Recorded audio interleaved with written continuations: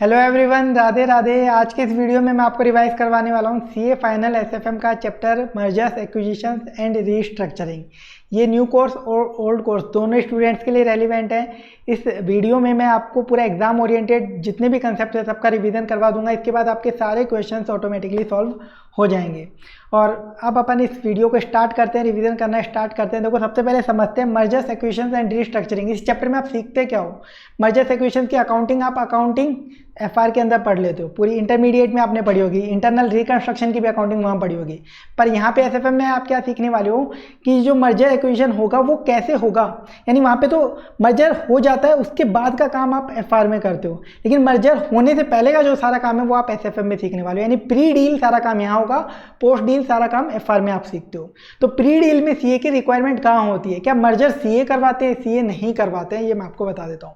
एक कंपनी को अगर किसी दूसरी कंपनी के साथ मर्ज होना है तो वो डायरेक्ट दूसरी कंपनी से बात नहीं करते हैं, बीच में एक इंटरमीडिएरी को अपॉइंट करते हैं जिसका नाम होता है इन्वेस्टमेंट बैंकर। मर्जर का जो सारा काम करते हैं वो लोग होते हैं इन्वेस्टमेंट बैंकर। इन्वेस्टमेंट बैंकिंग में आपने देखा होगा बहुत सारा स्कोप है, जैसे गोल्डमैन सैक्स, जेपी मॉर्गन, ये सारी फर्म्स इन्वेस्टमेंट बैंकिंग फर्म्स हैं। बहुत अच्छा स्कोप है इसके अंदर। तो यहाँ पे मर्जर्स का काम इन्वेस्टमेंट बैंकर लोग करते हैं। ठीक है, अगर रिलायंस कंपनी को किसी दूसरी कंपनी के साथ मर्ज होना है तो वो इन्वेस्टमेंट बैंकर के पास जाएंगे एक, और उससे कंसल्ट करेंगे कि हमें इस कंपनी से मर्ज करना है। तो जो इन्वेस्टमेंट बैंकर है ना, वो इंटरमीडिएरी का काम करता है। मतलब वो इधर से मेरी साइड से उस कंपनी के पास जाएगा और उन्हें बोलेगा कि हम आपको मर्ज करना चाहते हैं। वहाँ पे उस कंपनी की भी साइड लेगा, उनके शेयर होल्डर्स को इंश्योर करेगा कि उनको जितना पैसा उनकी वैल्यू रखती है उनको दिलवाए वो पैसा, और मेरी साइड से ये इंश्योर करेगा कि कम से कम पैसा मेरी साइड से खर्च हो। ये सारा काम इन्वेस्टमेंट बैंकर का होता है। यानी एक तरीके से इंटरमीडिएरी ब्रोकर वाला काम करता है। ये दोनों को सेटिस्फाई करके हाँ भाई आ जाओ, अब एक साथ मर्ज हो जाओ। ठीक है, दोनों कंपनीज में आपस में मना के एक साथ ले आता है दोनों लोगों को और फिर मर्ज करवा देता है। ये काम इन्वेस्टमेंट बैंकर का होता है। लेकिन सीए का रोल क्या होता है फिर इसमें? इन्वेस्टमेंट बैंकर का ये रोल है। देखो, इन्वेस्टमेंट बैंकर जनरली एमबीए लोग होते हैं, सीए नहीं होते हैं जनरली। बाकी सीए भी कर सकता है, ऐसा कुछ रिक्वायरमेंट नहीं है, बट एमबीए होते हैं क्योंकि उसमें कम्युनिकेशन स्किल अच्छी होनी चाहिए। सीए का रोल ये होता है कि इस मर्जर में इन्वेस्टमेंट बैंकर दोनों को आने के लिए तो बोल देगा, मर्ज करवा देगा, दोनों के बीच में कॉन्ट्रैक्ट करवा देगा मर्जर का। लेकिन उसमें गेन लॉस कितना होगा, किसको कितना पीसी देना है, सामने वाले के शेयर होल्डर को फायदा हुआ कि नुकसान, मुझे फायदा हुआ या नुकसान इस मर्जर से, वो सब सीए कैलकुलेट करके बताएगा। तब जाके मर्जर की डील फाइनल होगी। सीए बताएगा कि भाई आप ये मर्जर कर तो रहे हो पर आपको इसमें इतना पीसी देना है। सामने वाला आप उसको 150 करोड़ पीसी देने जा रहे थे, लेकिन पता चला आपके सीए ने बताया उसकी वैल्यू तो 100 करोड़ के बराबर ही है, उसको 150 करोड़ मत दे देना पीसी। ठीक है, ये सारे काम सीए करेगा। तो अब बस वही कैलकुलेशन आपसे पूछी जाती है एग्जाम में, उन्हीं के लिए आपको बहुत सारी कैलकुलेशन चैप्टर के अंदर आपको दे रखी होती है कि बहुत सारी चीज़ें कैलकुलेट करनी होती हैं। सब चीज़ों के मैं मीनिंग बताऊंगा। कुछ जगह इंटरप्रिटेशन ऐसे होते हैं कि बच्चों को कंफ्यूजन होता है, सर ईपीएस के बेस पे करें, एमपीएस के बेस पे करें। सारे कंफ्यूजन दूर कर दूंगा, बस जिस तरीके से मैं कराऊंगा आप तो वो रिवाइज कर लेना, आपको कभी भी इस चैप्टर में दिक्कत होगी ही नहीं। सबसे पहली चीज़ जो बेसिक चीज़ है इस चैप्टर में कैलकुलेट करनी रहती है वो है ईपीएस। अपन कैलकुलेशन देखेंगे अब डायरेक्टली जो पूछी जाती है। EPS, earning available to equity share holder divide by number of equity share. सब स्टूडेंट्स को आती है, इसको कुछ बताने की जरूरत नहीं है। Earning available to equity share holders क्या होता है? Earning after tax minus preference dividend कुछ है तो वो माइनस कर दो आप। ठीक है, चलिए इसके बाद कॉम्बाइंड ईपीएस या EPS after merger, post merger EPS, ये पूछा जाता है। ए लिमिटेड है, बी लिमिटेड है, दोनों कंपनी मिलकर ए बी लिमिटेड बना लिए। अब ये जो नई कंपनी बनी है इसका ईपीएस बताओ, उसे क्या क्या बोला जाता है? कॉम्बाइंड ईपीएस या फिर ईपीएस आफ्टर मर्जर या फिर पोस्ट मर्जर ईपीएस। इसे इन 3 नाम से जाना जाता है। इसको कैसे निकालोगे? नई कंपनी में बताओ अर्निंग क्या होंगी? ए कंपनी की earning available to equity share holders यानी EATESH यानी earning available to equity share holders of A plus earning available to equity share holders of B. ये दोनों होंगी ना नई कंपनी में। लेकिन जब दो कंपनी मिलेंगी, एक 50 करोड़ कमा रही थी, एक 20 करोड़ कमा रही थी, दोनों मिलेंगी तो कितना कमाएंगी? 70 करोड़। गलत जवाब। दोनों मिलेंगी तो कुछ एक्स्ट्रा कमाएंगी, तभी तो एक साथ आ रही हैं, तो उसे बोला जाता है सिनर्जी इन अर्निंग्स। प्लस कर दोगे आप, अर्निंग्स में कुछ सिनर्जी हो रही है क्या? सपोज दोनों मिलकर कमाती है 100 करोड़, यानी पहले एक 50 कमा रही थी, दूसरी 20, यानी 70 करोड़ ही हो रहा था दोनों का टोटल। लेकिन 30 करोड़ क्या है? Synergy in earnings. लेकिन अगर ये क्वेश्चन में गिवन नहीं हो तो अपने मन से अज्यूम कर लेंगे सर, क्योंकि सिनर्जी होती है। मत कर लेना अपने मन से अज्यूम, क्वेश्चन में गिवन है तो ही लेना सिनर्जी इन अर्निंग्स, अदरवाइज नहीं लेना है। ठीक है, फिर डिवाइड में क्या आएगा? Number of shares. Number of shares कौन से? मर्ज्ड कंपनी के। मर्ज्ड कंपनी में बताओ शेयर्स किसके होंगे? मर्ज्ड कंपनी कौन सी होती है? Acquirer company. और एक्वायरर कंपनी टारगेट वाले, मतलब एक्वायरर हूँ मैं जो कंपनी खरीद रहा है, जो कंपनी खरीद रहा है वो होता है एक्वायरर, और टारगेट होता है जिसको हम खरीद रहे हैं। तो मैं हूँ ए कंपनी, सामने बी कंपनी, मैंने बी को खरीदा, तो बी के शेयर होल्डर्स जो है उनके पास बी कंपनी के शेयर्स होंगे, उस कंपनी को खरीदने के लिए मुझे उसके शेयर्स चाहिए तो मैं उसके शेयर्स खरीदूंगा। उसके शेयर्स मुझे अगर लेने हैं तो उनके शेयर होल्डर्स को कुछ कंपनसेशन में देना पड़ेगा, तो मैं उनको क्या ऑफर करूंगा, तुम मेरी कंपनी के शेयर्स ले लो, ठीक है। तो मैं सामने वाले शेयर होल्डर से उनके शेयर लेने के लिए, बी कंपनी के शेयर लेने के लिए अपने शेयर्स दूंगा, यानी सामने वाले टारगेट वाली कंपनी के शेयर होल्डर को कुछ शेयर इशू करूंगा। ये तो मर्ज कंपनी के शेयर्स होंगे, शेयर्स ऑफ एक्वायरर कंपनी के जो पहले एक्वायरर के पास ऑलरेडी थे, प्लस जो टारगेट को इशू करे गए। ये तो मर्ज कंपनी में टोटल नंबर ऑफ शेयर्स होंगे, number of equity shares of acquirer plus number of equity share issue to target. यह आ जाएगा आपका कॉम्बाइंड ईपीएस, सिंपल सा है। इसके अलावा कॉम्बाइंड ईपीएस निकालने का एक और केस हो सकता है। ये तो केस क्या है कि सामने वाले के शेयर होल्डर्स को मैंने उनके शेयर्स के बदले अपने शेयर्स दिए, लेकिन मैं ऐसा भी कर सकता हूं कि सामने वाले शेयर होल्डर्स को बोलूं कि तुम बी कंपनी के शेयर्स मुझे दे दो, मैं बदले में तुम्हें कैश दे देता हूं। ऐसा भी तो हो सकता है, बिल्कुल हो सकता है। तो इस केस में आप कॉम्बाइंड ईपीएस कैसे निकालोगे, earning available to A plus earning available to equity share holders of B total plus synergy in earnings if any plus, ठीक है। इसके बाद क्या होगा, आपने सामने वाले के शेयर होल्डर्स को कैश दे दिया उनके सामने वाली कंपनी के शेयर्स खरीदने के लिए, ताकि आप उस कंपनी को खरीद सको। उसके शेयर होल्डर्स को कैश दिया तो आपके पास से कैश गया। उस कैश को अगर आप कहीं पर इन्वेस्ट करते तो कुछ रिटर्न कमाते ना, तो आपको अपॉर्चुनिटी लॉस हुआ, वो आप लेस करो यहाँ पे, ठीक है। वो मान लो मैं 10% रिटर्न कमाता तो cash paid multiply by written rate आपको क्वेश्चन में गिवन होगी। इस पर मुझे टैक्स भी पे करना पड़ता है, यानी आफ्टर टैक्स कर लो इसको, मल्टीप्लाई बाय 1 - t। ये हो गया न्यूमरेटर में। डिनोमिनेटर में क्या आएगा, नंबर ऑफ शेयर्स किसके, एक्वायरर के। सामने वाले को जो इशू करे सर वो उसको इशू काम करें, उसको तो डायरेक्टली कैश दे दिया ना उसके शेयर होल्डर्स को, आपकी बार इशू ही नहीं करा, तो डिवाइड में सिर्फ एक ही चीज आएगी, number of equity shares of acquirer company. समझ में आ गया, कॉम्बाइंड ईपीएस सिंपल सा है। इसके बाद सिनर्जी इन अर्निंग्स कैसे आएगा, सिनर्जी इन अर्निंग्स का क्या मतलब है, देखो सिनर्जी का कंसेप्ट अलग है और मैथमेटिकल कंसेप्ट अलग है। मैथ्स में बोलते हैं 1 + 1 = 2, पर सिनर्जी बोलता है 1 + 1 = 11, एक और एक 11 होते हैं, सिनर्जी ऐसा बोलता है। यानी earnings A plus earnings of B company is not equal to earnings of A plus B. अगर ए प्लस बी साथ में मिल जाए तो उनकी अर्निंग ज़्यादा होगी, तो देखो ग्रेटर देन का साइन लगा हुआ है, तो इसे बोला जाता है सिनर्जी। चलिए आगे चलते हैं। नेक्स्ट आपसे क्वेश्चन में कई बार पूछी जाती है, मर्जर होने की वजह से दोनों कंपनी के शेयर होल्डर्स के ईपीएस पर क्या इफेक्ट पड़ेगा, क्या इंपैक्ट पड़ेगा।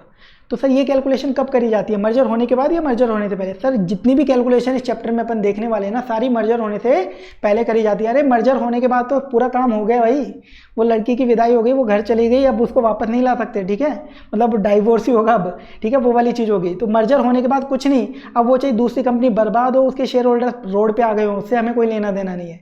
ये सारे काम मर्जर होने से पहले होंगे। मर्जर होने से पहले ये सारी चीज़ें चेक करवाई जाती है। मर्जर वाली जो कंपनी है ना, वो अपने इन्वेस्टमेंट बैंकर को बोलती है कि भैया ये सब कैलकुलेट करवाओ, तो इन्वेस्टमेंट बैंकर सीए हायर करता है, इसलिए इन्वेस्टमेंट बैंकिंग फर्म में सीए का स्कोप होता है। समझ में आया। तो ये सारी कैलकुलेशंस मर्जर होने से पहले होती है, पहले चेक किया जाता है भाई हमारे पे इंपैक्ट क्या पड़ेगा मर्जर से। तो मर्जर से इंपैक्ट किस किस पे पड़ेगा, एक एक्वायरर पे और एक टारगेट पे। टारगेट का मतलब समझ में आ रहा है ना, जिस कंपनी को खरीदा जा रहा है वो है टारगेट कंपनी, वो टारगेट है मेरा, ठीक है। टारगेट का मतलब आप बोलते हो ना यार वो मेरा टारगेट है, तो टारगेट का मतलब वो मुझे चाहिए। तो जो चीज़ आपको चाहिए होती है वो आपका टारगेट होती है। जैसे अभी आपका टारगेट है सीए फाइनल क्रैक करना, किसी का टारगेट हो सकता है सीए फाइनल में टॉप रैंक में आना, किसी का हो सकता है टॉप 3 में आना, किसी का AIR1 टारगेट हो सकता है। तो टारगेट का मतलब जो चीज़ आपको चाहिए, जो आपको एक्वायर करनी है। तो यानी टारगेट कंपनी मतलब जिस कंपनी को आपको खरीदना है। चलिए अब दोनों पे फर्क क्या पड़ेगा ईपीएस में समझो। एक्वायरर कंपनी में हूँ, यानी मैं खरीद रहा था सामने वाले को, तो मेरे ईपीएस पे क्या फर्क पड़ेगा मर्जर होने के बाद। तो अभी मेरा ईपीएस देख लूंगा मैं, अभी का क्या ईपीएस है, और मर्जर होने के बाद का मैं ईपीएस पता कर लूंगा, जो मैंने अभी सेकंड स्टेप में निकालना सीखा है, पोस्ट मर्जर या कॉम्बाइंड ईपीएस। तो ये मेरा आ जाएगा, ठीक है, मेरा इंपैक्ट पता चल जाएगा, मुझे फायदा होगा या नुकसान होगा। इसके बाद टारगेट कंपनी के शेयर होल्डर्स पे क्या इंपैक्ट पड़ेगा सर, इसके लिए भी सेम कर लो, प्री मर्जर उठा लो उनका ईपीएस, और पोस्ट मर्जर ईपीएस अपने पास है ही, कॉम्बाइंड ईपीएस आप निकाल ही लोगे। ऐसा नहीं करना, ठीक है, थोड़ा ध्यान से समझो। यहाँ पे पोस्ट मर्जर ईपीएस में से pre merger EPS of target less नहीं करेंगे, यहाँ पे आप एडजस्टेड या इक्विवेलेंट ईपीएस में से pre merger EPS of target करोगे। सर ऐसा क्यों, कंसेप्ट भी बता देता हूँ, बाकी वो अपन लेक्चर में डिस्कस करते हैं फुल में, एक बार फटाफट से बता देता हूँ, छोटा सा कंसेप्ट है। सामने वाले शेयर होल्डर्स हैं, सामने वाले शेयर होल्डर्स को मैं शेयर दूंगा। मान लो उस कंपनी के शेयर होल्डर, किसी शेयर होल्डर के पास एक शेयर है और मैंने उसको ऑफर किया कि तुम उस कंपनी का शेयर मुझे दे दो, मैं तुम्हें उस कंपनी के एक शेयर के बदले मेरा आधा शेयर दूंगा, 0.5 शेयर दूंगा। ऐसा ही तो होता है एक्सचेंज रेशियो, आपने नाम सुना होगा ना, हम तुम्हें तुम्हारे एक शेयर के बदले अपना 1 शेयर देंगे, 2 शेयर देंगे या हाफ शेयर देंगे। आपने बहुत जगह पढ़ा होगा, पीसी या हाँ, एक्सचेंज रेशियो में ये वाली चीज़। तो सामने वाले शेयर होल्डर के पास देखो पहले उस कंपनी का एक शेयर था और सपोज प्री मर्जर वो 10 रुपये का ईपीएस मिल रहा था, उस कंपनी में उसको 10 रुपये का ईपीएस मिल रहा था। अब वो मर्जर होने के बाद हमारी वाली कंपनी से मिल जाएगा। हमारी कंपनी में post merger EPS combined EPS आया 15 रुपीज़। तो अब आप बोलोगे सर इसको 5 रुपीज़ की कमाई हो गई। 5 की कहाँ कमाई हुई बेचारे को? उस कंपनी में उसको एक शेयर था, तो वो कंपनी में से वो एक शेयर मिलता था तब 10 रुपये की कमाई होती थी उसको। अब उस एक के बदले मैंने मेरा कितना दिया? आधा शेयर दिया है, हाफ शेयर। तो हाफ शेयर में इसकी कमाई कितनी होगी? अभी पोस्ट मर्जर ईपीएस पूरी कंपनी का पर शेयर कितना है? 15। तो इसका बेचारे का शेयर कितना आएगा? 7.5 रुपीज़। तो इसकी कमाई बेचारे की 7.5 ही है ईपीएस। पोस्ट मर्जर इसका एडजस्टेड ईपीएस, प्री मर्जर 10 था तो इसको तो नुकसान हुआ है 2.5 का। समझ में आया? तो एडजस्टेड ईपीएस इक्विवेलेंट ईपीएस निकालने का सिंपल सा तरीका समझ में आया कंसेप्ट? तो अच्छी बात है, अदरवाइज याद रख लो कैसे निकालोगे। पोस्ट मर्जर या combined EPS multiply by exchange ratio, minus कर दो प्री मर्जर ऑफ टारगेट। इनका इंपैक्ट पता चल जाएगा कि टारगेट वालों को ईपीएस पे क्या इंपैक्ट पड़ा है।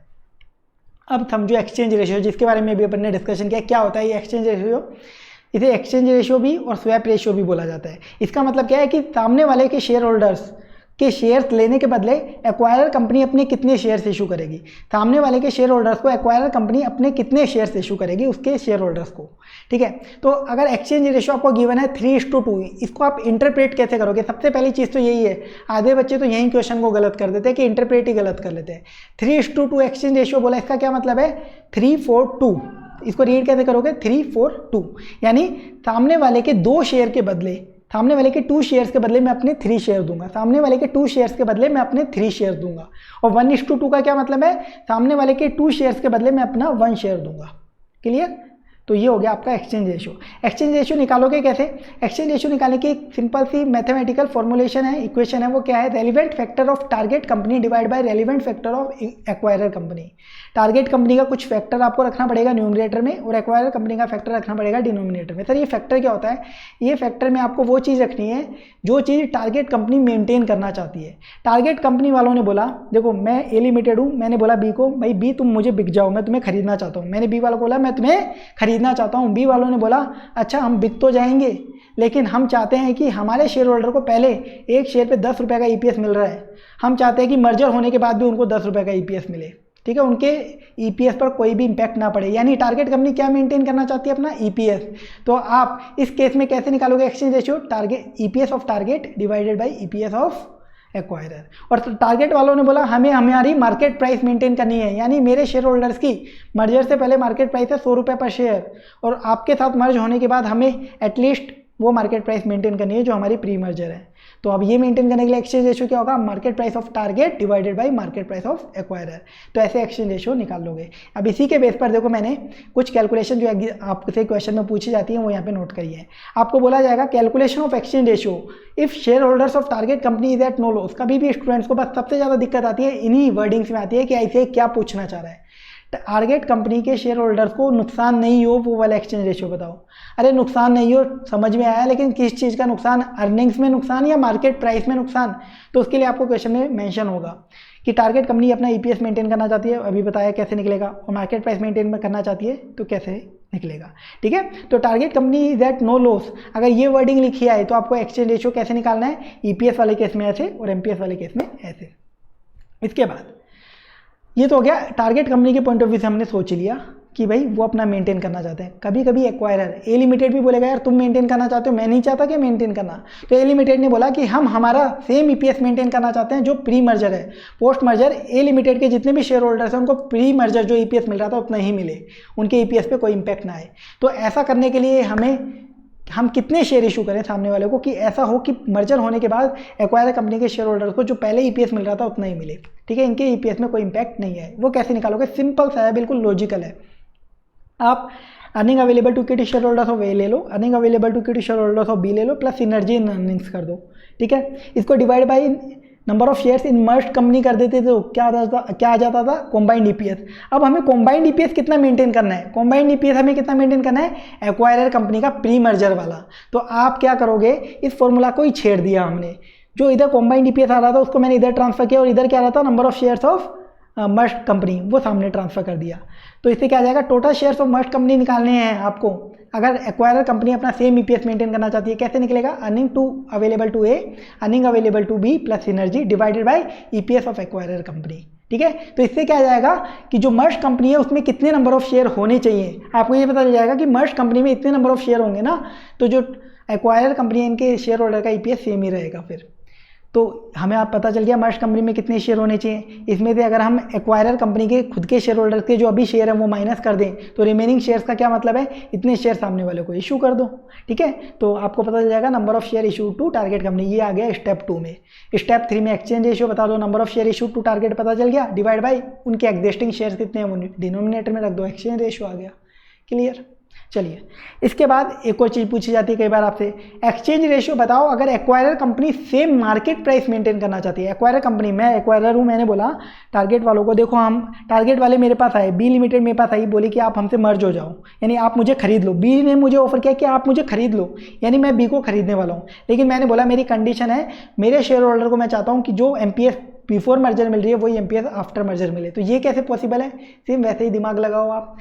अब देखो हम चाहते हैं कि पोस्ट मर्जर जो फर्म बनेगी उसमें जो एमपीएस है वो सेम जो अभी एक्वायरर की एमपीएस है उसके बराबर हो, यानी पोस्ट मर्जर मार्केट कैपिटलाइजेशन पूरी वैल्यू ले लो, पोस्ट मर्जर मार्केट वैल्यू ले लो नई कंपनी की, डिवाइडेड बाय एक्वायरर कंपनी की जो मार्केट प्राइस है अभी उससे डिवाइड कर दो। इससे क्या आ जाएंगे आपके number of shares in merged entity, कि जो नई एंटिटी बनेगी उसमें टोटल शेयर्स कितने होने चाहिए। इसमें से एक्वायरर के शेयर्स माइनस कर दोगे तो पता चल जाएगा कि टारगेट को कितने शेयर इशू करने चाहिए। स्टेप 2 हो गया। स्टेप 3 में एक्सचेंज रेशियो बता दो, टारगेट को कितने शेयर इशू करने चाहिए, step 2 divided by number of existing shares of target company. Clear. चलिए बस ये समझ में आ गया तो मेजर पार्ट हो गया चैप्टर का। अब देखो पी रेशियो भी काम में आता है कई बार क्वेश्चन में, तो इसका फॉर्मूला पता होना चाहिए, MPa divided by EPS. MPS निकालना है पी रेशियो से, कैसे निकाल सकते हो, P ratio multiply by EPS. EPS निकालना है तो MPS divided by P ratio. इसके बाद मार्केट कैपिटलाइजेशन, एक वर्डिंग बहुत बार देखने को मिलेगी, मार्केट कैपिटलाइजेशन बताओ, इसका क्या मतलब है, मार्केट वैल्यू बताओ। मार्केट कैपिटलाइजेशन का मतलब है मार्केट वैल्यू बतानी है आपको। मार्केट वैल्यू कैसे आएगी, number of shares multiply by MPS, simple सा है। या फिर पी रेशियो है तो उससे भी निकाल सकते हैं, P ratio multiply by total earnings, तो क्या जाएगी टोटल मार्केट वैल्यू। ठीक है। चलिए इसके बाद next calculation of gain loss to share holders, ये भी बहुत बार पूछा जाता है, ये पॉइंट अच्छे से सुनना आप, ये बहुत बार पूछा जाता है। Gain loss to share holders बताओ इस मर्जर की वजह से शेयर होल्डर्स को क्या गेन लॉस होगा, ठीक है। या फिर whether share holders are better और वर्स ऑफ देन बिफोर, ये वर्डिंग भी बहुत बार आपको क्वेश्चन में मिलेगी। ये सारी वही वर्डिंग्स बता रहा हूँ जिनमें स्टूडेंट्स को कंफ्यूजन होता है, उन सबकी कैलकुलेशन में आपको बता रहा हूँ जिससे आपके जिंदगी में सारे कंफ्यूजन दूर हो जाएंगे इस चैप्टर से रिलेटेड, ठीक है। तो gain loss to share holders या फिर whether share holders are better और वर्स ऑफ देन बिफोर, इसका क्या मतलब है, सिंपल सा ये पूछना चाह रहा है कि मर्जर की वजह से शेयर होल्डर्स को फायदा होगा या नुकसान होगा, फायदा होगा या नुकसान होगा। सर ये तो समझ में आ गया, लेकिन फायदा नुकसान मार्केट प्राइस के बेस पे बताना है या अर्निंग्स के बेस पे। आईसीआई कभी भी मेंशन नहीं करता इस वाले केस में, और मेंशन नहीं करता तो आप किसके बेस पे बताओगे, मार्केट प्राइस के बेस पे। किसके बेस पे बताओगे, मार्केट प्राइस। याद रख लेना इसको, अगर ये वर्डिंग लिखी आ जाए तो आपको मार्केट प्राइस के बेस पे गेन लॉस बताना है। सर निकालेंगे कैसे, आपको 3 चीजें निकाल के आनी है। इसमें भी आईसीआई पता बहुत गलतियां करता है, 3 तरीके से निकालता है। कई बार तो क्या करता है, मर्ज्ड एंटिटी का पूरा टोटल गेन लॉस बता देता है। कई बार दोनों के लिए, एक्वायरर के लिए अलग गेन लॉस बताता है और टारगेट के लिए। आपको बोल दिया गेन लॉस बताओ शेयर होल्डर्स को, तो किसके लिए बताना है, एक्वायरर के लिए कि टारगेट के लिए, या पूरी मर्ज्ड एंटिटी का टोटल बताना है। तो कई बार आईसीआई टोटल बताता है, कई बार एक्वायरर का अलग टारगेट का अलग, और कई बार क्या करता है पर शेयर बेसिस बता देता है। पर शेयर बेसिस टारगेट को कितना हुआ फायदा शेयर होल्डर्स को, और एक्वायरर के शेयर होल्डर्स को पर बेसिस कितना फायदा हुआ। तो हम तीनों तरीकों से निकाल के आएंगे एग्जाम में, अगर क्लियरली मेंशन नहीं है तो गेन लॉस, ठीक है। 2-3 मिनट आपके ज़्यादा लगेंगी लेकिन आपको मार्क्स पूरे मिलेंगे। फिर देखो सबसे पहले टोटल गेन लॉस मर्जर से कितना है वो पता कर लेते हैं। वो कैसे निकलेगा, मर्जर के बाद कंपनी की मार्केट वैल्यू देख लो, पोस्ट मर्जर मार्केट कैपिटलाइजेशन, वो कैसे निकलेगी, मार्केट प्राइस आफ्टर मर्जर क्या होगी कंपनी की, multiply by total number of shares कितने हैं मर्ज्ड एंटिटी में, यानी number of shares of acquirer plus number of shares issue to target, minus कर दो pre merger market value. Pre merger market value acquirer की और target की, दोनों की माइनस कर दो, टोटल गेन लॉस आ जाएगा मर्जर से कितना गेन लॉस हुआ मार्केट प्राइस के बेस पर। सेकंड, हम इंडिपेंडेंटली गेन लॉस दोनों के लिए अलग अलग निकालते हैं, एक्वायरर के लिए अलग गेन लॉस निकालते हैं, टारगेट के लिए अलग। कैसे निकलेगा, सबसे पहले लो post merger market value. Acquirer वालों के लिए क्या होगी post merger market value, acquirer वालों के कितने शेयर्स थे before merger, multiply by post merger market price, minus pre merger क्या मार्केट वैल्यू थी वो कर दो, ये आ गया गेन या loss for acquirer company from merger. Target वालों के लिए कैसे आएगा, पोस्ट मर्जर मार्केट कैपिटलाइजेशन कैसे लें, post merger MPS multiply by कितने शेयर इशू करे टारगेट को, number of share issue to target company by acquire, ठीक है। नंबर ऑफ शेयर इशूड लेना यहाँ पे, क्योंकि हम अब मर्ज एंटिटी में आ गई ना टारगेट कंपनी, ठीक है। और less pre merger market value of target, gain loss आ जाएगा टारगेट के लिए। अब अगर हमें पर शेयर बेसिस पे निकालना हो तो सबसे पहले एक्वायरर कंपनी का कैसे निकालेंगे, post merger MPS minus pre merger MPS. और टारगेट के लिए निकालना है, देखो टारगेट के लिए निकालना है थोड़ा सा ध्यान रखना, बस यहाँ पे भी सेम वही चीज़, यहाँ पे एडजस्टेड एमपीएस लेंगे, एडजस्टेड पोस्ट मर्जर एमपीएस, यानी पोस्ट मर्जर एमपीएस जो भी होगी multiply by exchange ratio minus pre merger MPS, जैसा ईपीएस के केस में किया था ना वैसा ही। तो गेन लॉस फ्रॉम मर्जर आ जाएगा टारगेट के लिए पर शेयर बेसिस पर। चलिए ये टॉपिक भी आपका कंप्लीट हो गया। इसके बाद next calculation of effect on share price. आपसे पूछा जाता है कि शेयर प्राइस पर क्या इफेक्ट पड़ा वो बताओ, ये वर्डिंग आएगी exactly effect on share price. तो यानी आपको परसेंटेज में इफेक्ट बताना है, परसेंटेज में इफेक्ट बताना है कि शेयर की प्राइस में क्या इफेक्ट पड़ा, एमपीएस में क्या इफेक्ट पड़ा। सिंपल सा परसेंटेज में बताना है। एक्वायरर वालों के लिए कैसे बताओगे, post merger MPS minus pre merger MPS of acquirer divided by pre merger MPS of acquirer multiply by 100। और टारगेट कंपनी वालों के लिए कैसे बताओगे, adjusted post merger MPS minus pre merger MPS of target divided by pre merger MPS of target multiply 100। यानी जो अभी अपने थर्ड पॉइंट में निकाला था इसी को परसेंटेज में कर दिया कन्वर्ट, बस ठीक है। इसके बाद synergy in market value, market value में भी सिनर्जी होती है। सपोज ए लिमिटेड की मार्केट वैल्यू है 1000 करोड़, बी लिमिटेड की है 500 करोड़, तो दोनों मिलके कितना होता है 1500 करोड़। लेकिन जब दोनों मर्ज हो जाएंगे ना तो हो सकता है मार्केट वैल्यू 1800 करोड़ हो जाए, क्योंकि यहाँ पे भी सिनर्जी होगी, यानी value of A limited plus value of B limited is smaller than value of A B limited एक साथ, ठीक है। और ये क्यों होती है, क्योंकि मैंने सामने वाली कंपनी को खरीदा तो उसकी अर्निंग्स पे पी रेशियो अब मेरा लगने लग जाएगा, पहले उसका लगता था। और हमेशा बड़ी कंपनी छोटी को खरीदती है, यानी मैं बड़ी कंपनी में मेरा पी रेशियो भी ज़्यादा होगा, तो यानी मेरा पी रेशियो अगर इस पे लगेगा तो मार्केट वैल्यू भी बढ़ जाएगी। तो जनरली इस वजह से सिनर्जी होती है। इसके बाद एक और चीज़ आपसे क्वेश्चन में पूछी जाती है कई बार, ट्रू कॉस्ट ऑफ मर्जर। ये ट्रू कॉस्ट ऑफ मर्जर क्या है, कुछ भी नहीं है, सिंपल सा है। टारगेट कंपनी के शेयर होल्डर्स का जो अपने गेन निकाला था ना, टारगेट कंपनी के शेयर होल्डर्स के पॉइंट ऑफ व्यू से, उसे ही ट्रू कॉस्ट ऑफ मर्जर बोलते हैं। वो क्या था, post merger market capitalization of target company minus pre merger market capitalization of target company. देखो ये सेकंड पॉइंट में निकाला था इसमें, gain loss to independently both company में। टारगेट कंपनी वाला जो गेन लॉस निकाला था ना उसी को बोलते हैं ट्रू कॉस्ट ऑफ मर्जर। तो सर इसका दूसरा नाम क्यों है, टारगेट कंपनी के पॉइंट ऑफ व्यू से ये है गेन, लेकिन अगर किसी के लिए गेन है तो किसी को नुकसान भी हो रहा होगा। नुकसान किसको हो रहा है, एक्वायरर को। तो एक्वायरर के पॉइंट ऑफ व्यू से इसे एक्वायरर क्या बोलेगा कि मेरे को इस कंपनी को मर्ज करने में इतनी ट्रू कॉस्ट आ रही है, एक्चुअल में कॉस्ट आ रही है। यानी उसकी market value pre merger 100 crore थी और मेरे साथ जुड़ने के बाद उसकी मार्केट वैल्यू 150 करोड़ हुई, यानी मेरी वजह से उसकी मार्केट वैल्यू 50 करोड़ बढ़ी, यानी ये मैंने उसकी वैल्यू में बढ़ाया, 50 करोड़ मैंने उसकी वैल्यू बढ़ाई, यानी ये मेरी ट्रू कॉस्ट है। समझ में आया, तो ये ट्रू कॉस्ट ऑफ मर्जर। इसके बाद वैल्यू ऑफ एक्विजिशन, ये क्या होती है कि मैं किसी कंपनी को खरीद रहा हूँ तो उसकी वैल्यू क्या है, उसको मैंने खरीदा, जिस चीज़ को मैंने खरीदा उसकी वैल्यू क्या है, जिस चीज़ को मैंने खरीदा उसकी वैल्यू क्या है। सिंपल सा है, लॉजिकली सोचो, मर्जर होने के बाद मेरी वैल्यू हो गई 100 करोड़ और मर्जर से पहले मेरी वैल्यू थी 50 करोड़। मैं हूँ एक्वायरर, मेरी वैल्यू मर्जर से पहले 50 करोड़ थी, मर्जर होने के बाद 200 करोड़ हो गई। तो बताओ मेरी वैल्यू में इंक्रीमेंट कितना आया, 150 करोड़। यही तो है वैल्यू ऑफ एक्विजिशन, जिसको मैंने खरीदा उसकी वैल्यू है 150 करोड़, मैंने जो खरीदा उसकी वैल्यू कितनी है। तो post merger market capitalization of merged entity minus pre merger market capitalization of acquirer company, ठीक है। इसके बाद एक और चीज़ आपसे पूछी जाती है, value of original share holders. ये क्या चीज़ है सर, ये है मार्केट कैपिटलाइजेशन, यानी दोनों कंपनी के शेयर होल्डर्स की मार्केट वैल्यू बतानी है। अगर दो कंपनी मर्ज होती है और उनमें कोई सिनर्जी नहीं होती है, तो दो कंपनी मर्ज हो रही है लेकिन उनको मर्ज होने पर उनकी मार्केट वैल्यू में कोई सिनर्जी नहीं है, तो दोनों कंपनी की मार्केट वैल्यू बताओ, उस केस में क्या होगी, उसे बोला जाता है value of original share holders. ये निकालोगे कैसे, 2 स्टेप में। पहला स्टेप, आप value of original share holder पर शेयर निकालोगे। पर शेयर वैल्यू कैसे निकलेगी, सिनर्जी नहीं है तो मैं मेरी प्री मर्जर मार्केट वैल्यू रख लूँगा प्लस टारगेट कंपनी की प्री मर्जर मार्केट वैल्यू रख लूँगा, यही होनी चाहिए पोस्ट मर्जर, क्योंकि सिनर्जी नहीं है। Divide by number of shares in merged entity कर दो, वो क्या होते हैं, number of shares of acquirer plus number of shares issue to target. ये क्या आ जाएगी, वैल्यू पर share of original share holder. अब एक्वायरर के लिए value of original share holder total में निकाल दो। एक्वायरर के लिए टोटल में कैसे निकलेगी, number of shares of acquirer multiply by जो हमने फर्स्ट स्टेप में वैल्यू पर शेयर निकाली है। और टारगेट के लिए निकालनी हो तो number of shares issued to target multiply by value पर शेयर जो हमने फर्स्ट स्टेप में निकाली है। ये आ जाएगी value of original share holders in total. ये पॉइंट भी आपका कंप्लीट हो गया है। नेक्स्ट, अब देखो एक कंपनी जो होती है उसके अंदर 2 तरीके के शेयर होल्डर्स होते हैं, एक प्रमोटर्स और एक आउटसाइडर्स। फॉर एग्जांपल एक ए लिमिटेड कंपनी है, उस कंपनी को जिसने स्टार्ट किया, फॉर एग्जांपल जैसे रिलायंस कंपनी है तो रिलायंस को किसने स्टार्ट किया, मुकेश अंबानी ने, उसके पिताश्री ने, ठीक है, एक्चुअल में। तो वो हैं उसके प्रमोटर्स, मुकेश अंबानी की फैमिली है उसके प्रमोटर्स। और आप लोग जो उसके शेयर्स खरीदते हो ना स्टॉक एक्सचेंज में, आप लोग हो आउटसाइडर्स, ठीक है। तो 2 तरीके के शेयर होल्डर्स होते हैं।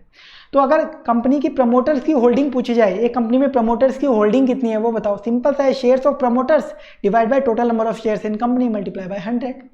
इसके बाद प्रमोटर्स की होल्डिंग मर्ज्ड कंपनी में कितनी होगी। मान लो रिलायंस ने एक बी लिमिटेड कंपनी को खरीद लिया, तो अब ये जो मर्ज्ड कंपनी बनी उसके अंदर प्रमोटर्स की होल्डिंग कितनी है। तो प्रमोटर्स तो बी लिमिटेड में भी होंगे, तो अब आप देखो सिंपल सा है, न्यूमरेटर में क्या रखोगे, shares of promoters of Reliance company acquired company plus shares issued to promoters of target company, यानी बी कंपनी के शेयर होल्डर्स को हमने कितने शेयर्स इशू करे उनके प्रमोटर्स को। तो प्रमोटर्स के शेयर न्यूमरेटर में आ गए दोनों कंपनी के, divide by total shares of acquired company plus number of share issue to target company, यानी वही आ गया total shares of merged entity. यह आ जाएगा promoters holding in merged company, यानी आफ्टर मर्जर प्रमोटर की होल्डिंग क्या होगी कंपनी में, दोनों कंपनी के प्रमोटर्स को उठा लेंगे हम। फिर इसके बाद एक बेसिक इसी के बेस पे कंसेप्ट, टोटल कंपनी की शेयर होल्डिंग में दो लोग हैं, प्रमोटर्स और आउटसाइडर्स। यानी टोटल कंपनी की शेयर होल्डिंग को अगर मैं 100% बोलूँ तो प्रमोटर्स की होल्डिंग अगर 80% है, आउटसाइडर्स की होल्डिंग निकालनी है तो कैसे निकालोगे, 100 - 80% 20%। ठीक है, चलिए इसके बाद एक और कंसेप्ट होता है फ्री फ्लोट मार्केट कैपिटलाइजेशन। इसका क्या मतलब है, फ्री फ्लोट मार्केट कैपिटलाइजेशन का सिंपल सा मतलब है जो कंपनी में आउटसाइड शेयर होल्डर्स है ना, प्रमोटर्स के अलावा जो लोग हैं उन लोगों की मार्केट वैल्यू कितनी है।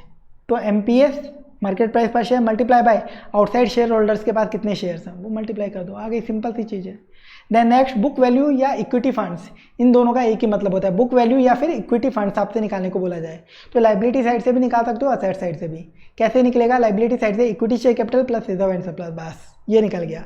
इसके बाद अगर असेट साइड में आपको डेफर्ड रेवेन्यू एक्सपेंडिचर या प्रीलिमिनरी एक्सपेंसेस दे रखे हैं तो वो लेस कर देना, ये वही बात है। जैसे कॉर्पोरेट वैल्यूएशन चैप्टर में मैंने आपको बताया था, ICAI आज भी पुराने जमाने की क्वेश्चन देता है।